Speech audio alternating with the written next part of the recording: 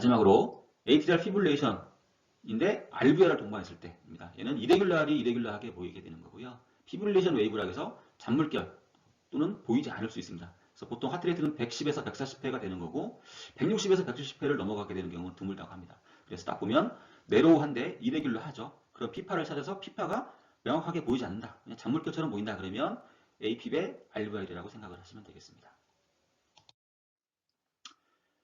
AFib의 RVR이 있을 때요. 보통 이제 진단하기는 쉽지만 우리가 응급실 베이스에서 이제 치료를 어떻게 해야 될지 고민스러울 때가 많은데요. 치료는 크게 세 가지로 생각을 하시면 됩니다. 그래서 레이트 컨트롤을 할지 아니면 리듬 컨트롤을 할지 안티코아귤레이션을 할지 이거고요. 이거를 서로 단독으로 할지 종합할지를 판단을 하시면 되겠습니다. 첫 번째로 이제 레이트 컨트롤 전략이 있는데요. 이때는 메디케이션을 쓰게 되는데 베타블로커가 이제 퍼스트 라인 메디케이션이 되겠고 두 번째로 넌 다이하이드로 피리딘 CCB, 딜티아젬이나 메라파밀이 있는데요. 얘는 EF가 40 미만인 환자에서는 조심해서 써야 되는 거고요. 세 번째 메디케이션으로 디곡신이 있는 데는 모노소라피로 단독으로 사용되는 경우는 드물다고 하고요. 마지막 최후의 보루 아미오다론이 있습니다. 아미오다론은 다른 메디케이션을 해봤는데 안 될 때 마지막 수단으로 고려를 해서 사용을 하시면 되겠습니다. 그 다음에 뭐 레이트랑 리듬 컨트롤 양재를 다 줘봤는데 안 된다. 그러면 이제 페이스메이커를 하는 방법이 있겠고요. 두 번째로 리듬 컨트롤하는 방법은 뭐 일렉트컬 카디오 버전이 있는데요. 얘는 젊은 증상 있는 환자에서 퍼스트 라인으로 생각을 해볼 수 있다고 되어 있고 두 번째는 이제 메디케이션 먹는 약이죠. 플레카나이드나 프로포페논 등을 써볼 수 있고 마지막 최후의 수단으로 어블레이션을 하면 되겠습니다. 한국심장협회에서 나온 이제 가이드라인을 제가 소개시켜 드릴 텐데요. 서머리를 보시면 EF가 40% 이상인 환자에서 심박수 조절을 위해서 베타블로커, 니곡신, 메라파밀, 딜티아젬이 추천된다. 이게 하나 있고요. 만약 EF가 40 미만인 환자에서는 심박수 조절을 위해서 CCB를 빼고 베타블로커나 디곡신이 추천되는 거고요. 세 번째로 한 가지 약제로 심박수 조절이 되지 않을 경우 다른 약제와 컨비네이션에서 심박수 조절을 시도해 볼 수 있다는 거고 네 번째로는 혈액학적으로 불안정하거나 심한 자심실 기능 저하를 보일 경우 심박수 조절을 위해서 아미오다논을 사용할 수 있다는 거고 영구형 심박세동 환자에서 항부정맥제를 사용한 심박수 조절은 추천되지 않는다고 하고요. 레이트 컨트롤 목표는 110회 정도가 되겠고 조기 흥분 증후군 또는 임신 중 발생한 심박세동의 경우 심박 조절보다는 리듬 조절을 우선시해야 된다는 내용이 있고요.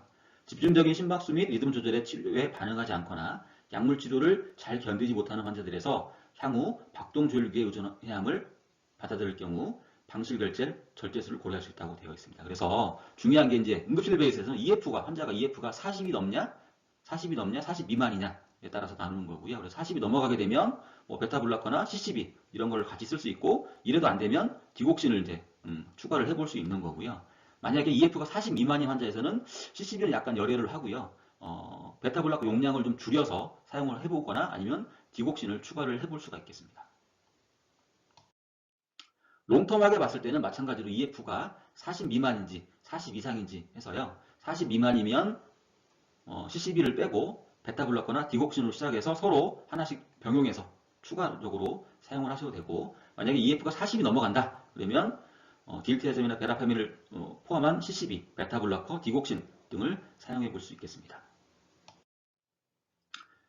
이제 케이스 몇 개를 볼 텐데요. 케이스 보기 전에 아까 제가 말씀드린 알고리즘 아니면 제가 이제 진단하는 저만의 방법들을 몇 가지 이제 소개시켜 드리겠습니다. 그래서 정리를 하면 WCT 때는 AVR을 보고 이때 볼 때는 V6도 같이 보고요. 그 다음에 몰폴로지 보고 콘코던스 보고 방실에대가 있는지 확인하시면 되고요.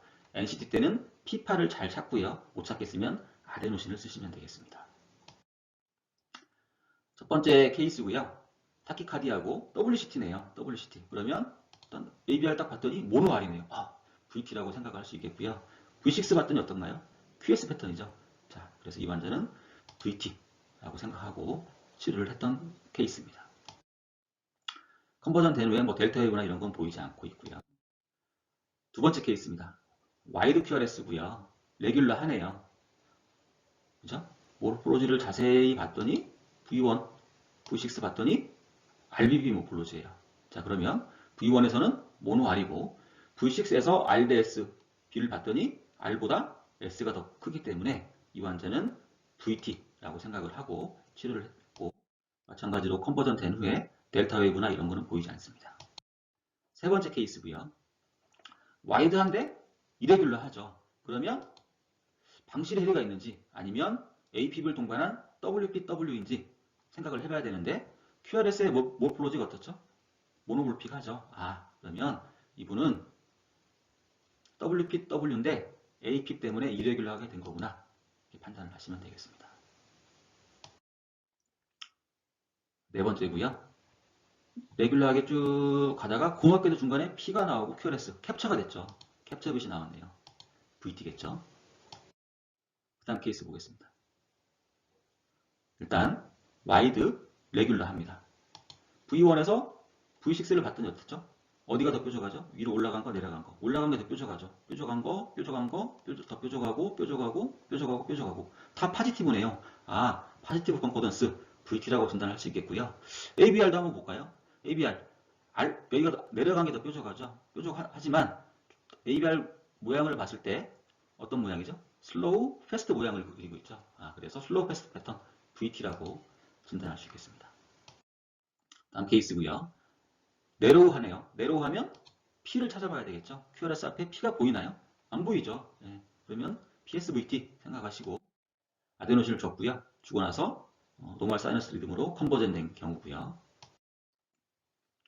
NCT네요. 근데 이레귤러 하죠. 그러면 뭘 해야 되겠죠? T파를 찾아봐야 되겠죠. P파가 보이나요? 명확하게 보이는 P파가 보이지 않네요. 그러면 이 경우는 RVR을 동반한 APB 되겠고요. 그 다음 심전도입니다. 보세요.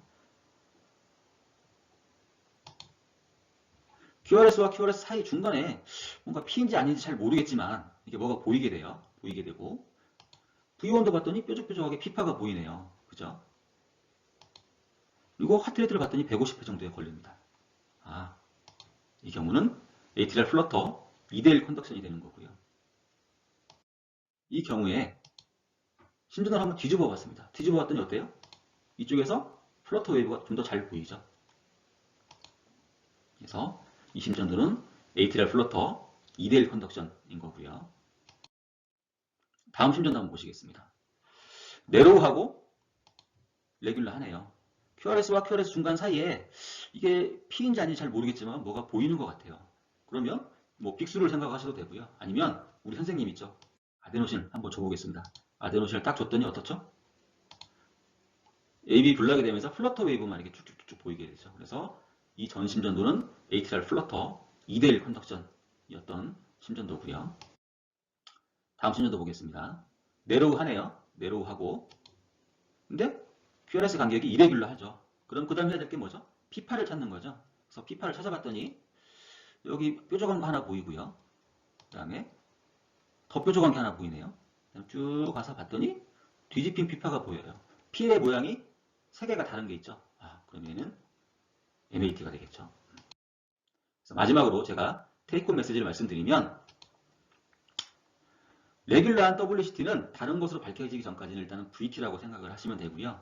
여러 가지 알고리즘이 있는데 알고리즘은 방향과 속도를 생각을 하면서 알고리즘을 적용을 하시고 NCT는 이게 뭐 AB, RT인지 NRT인지 구별하려고 하지 마시고 PAV 찾고 모르시겠으면 아데노신을 주시면 되고 그 다음에 저희는 심전도를 치료한 사람이 아니죠. 먼저 심전도 치료보다는 환자를 먼저 치료하시기를 부탁드리겠습니다.